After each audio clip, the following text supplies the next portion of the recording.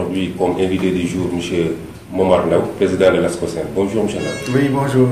M. Ndao, l'actualité, c'est la promulgation de la loi par le chef de l'État, la loi sur la baisse du loyer. Concrètement, qu'est-ce que cela signifie?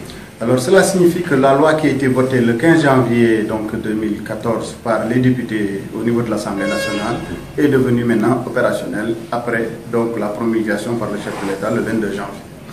Donc maintenant, pour le locataire, cela veut dire qu'à la fin du mois de janvier, toutes les personnes qui devaient payer 100 000 francs CFA vont se retrouver avec une baisse de 29%. Cela veut dire qu'ils vont payer 71 000 francs à leur bailleur. Toutes les personnes qui payaient 10 000 francs vont se retrouver avec 7 100 francs, etc., etc.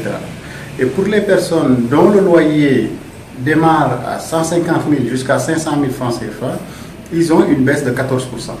Maintenant, pour ceux qui ont un loyer supérieur à 500 000, ils ont une baisse de 4%.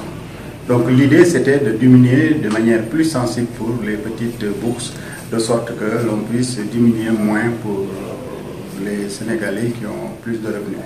Donc aujourd'hui, quelle est la démarche à entreprendre par les locataires en cas de résistance des bailleurs?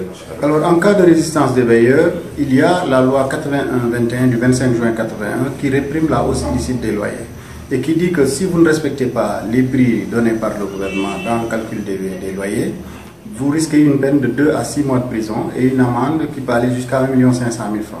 Ces peines seraient doublées s'il y a une récidive. Et en même temps, le bailleur peut être condamné à rembourser le trop perçu si tel était le cas par rapport à l'application de la loi. Okay. Donc quelle est la situation pour le nouveau locataire qui veut prendre... Alors pour le nouveau locataire, le bailleur doit faire ce qu'on appelle le calcul par la surface corrigée. Parce que la loi d'ailleurs 81-21 dit que vous êtes obligé de le faire et qu'à l'entrée du nouveau locataire, vous devez lui donner ce qu'on appelle le décompte, ça veut dire la méthode par laquelle vous avez calculé les surfaces corrigées. Si vous ne le faites pas, vous risquez une amende qui peut aller jusqu'à 200 000. Si vous appliquez après cela aussi une hausse, en tout cas si vous appliquez un prix qui est supérieur à celui que vous aurez dû réclamer, vous risquez donc 2 à 6 mois de prison. Donc c'est ça les dispositions prévues par les textes. Donc pour les nouveaux, les prix du loyer seront calculés sur la base du décret sur les surfaces corrigées. Pour ceux qui vont mettons ceux qui avaient déjà fait la surface corrigée aussi, ce texte-là est en train d'être modifié et va permettre aussi d'avoir une baisse. Donc la loi c'est pour 91,5% des Sénégalais qui n'ont pas fait de surface corrigée.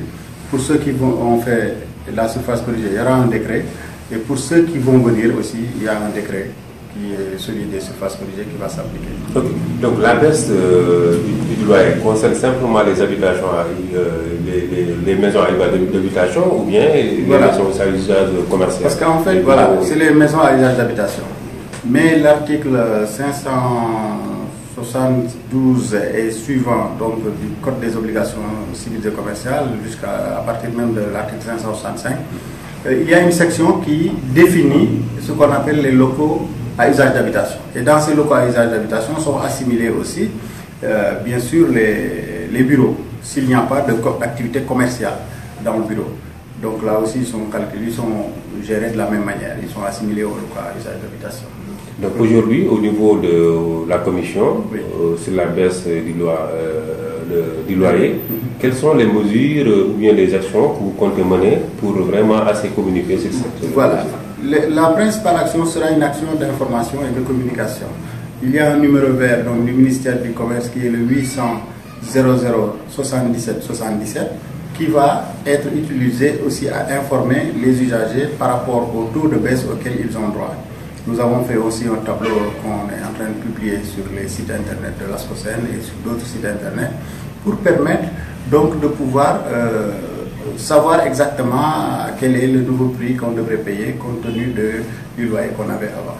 Et tout cela va permettre aux consommateurs d'avoir les informations. Et maintenant, on va aussi donner d'autres informations générales sur le loyer, etc.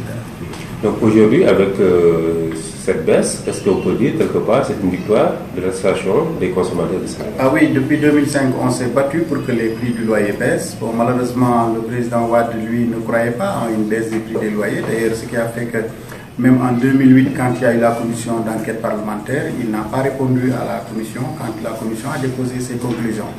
Donc aujourd'hui, vraiment, c'est quelque chose qui nous satisfait beaucoup parce que nous avons vu qu'aujourd'hui, avec l'enquête de l'ANSD, les Sénégalais dépensent à peu près le tiers de leur salaire au minimum en moyenne pour faire face au prix du loyer. Et nous avons vu que de 2012 à maintenant, donc depuis que le président Macky Sall est arrivé, les baisses qu'il a obtenues sur le riz, le sucre, l'huile et le lait, si vous les agrégez, pour une maison de 10 personnes, ça fait une économie de 8 400 francs par mois. Or, si cette maison, cette personne, enfin ce foyer habitait dans une maison dont la location était de 100 000 francs, c'est comme si on leur donne 29 000 francs CFA. Donc, c'est presque plusieurs fois le montant qu'on a pu obtenir avec l'ensemble des baisses, donc liées en tout cas au prix des denrées de première nécessité. Okay. Donc aujourd'hui, c'est la baisse du loyer. Il y a aussi la baisse au niveau de certains denrées de première nécessité. Mais le prochain combat, c'est quoi? C'est l'électricité. Parce que vous savez, aujourd'hui, l'électricité pose de sérieux problèmes.